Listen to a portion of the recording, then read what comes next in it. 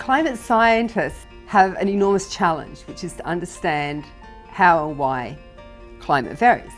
Working on TIM and the GLORY mission adds yet another dimension to that, which is understanding how the sun changes and how that affects climate. Total solar irradiance is actually a term that scientists have begun to use only really in the last 20 years. Before that, it was called the solar constant. So the solar constant is the integral of all of the energy radiated by the sun at all wavelengths. We soon learned that actually this solar constant varies. So therefore we can't call it the solar constant anymore, so we call it the total solar irradiance, which is really a fancy name for the sun's brightness. Scientists have wondered for hundreds of years how the sun's radiation changed. There was a series of ground-based measurements, and they couldn't determine if the changes that they were seeing were from the sun itself or from the intervening atmosphere.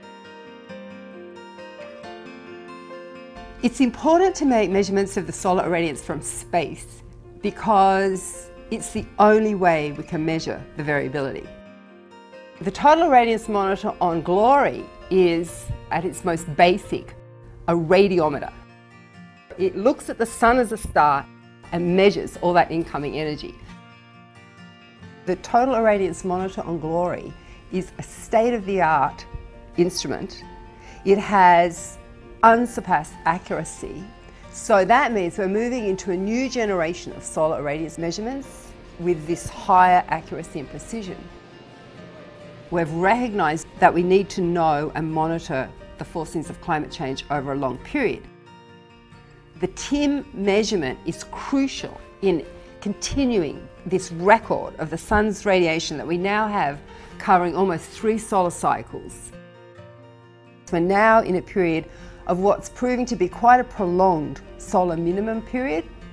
The solar minimum period is very important to measure accurately because one of the big questions for climate change is what happens in episodes of prolonged solar minima.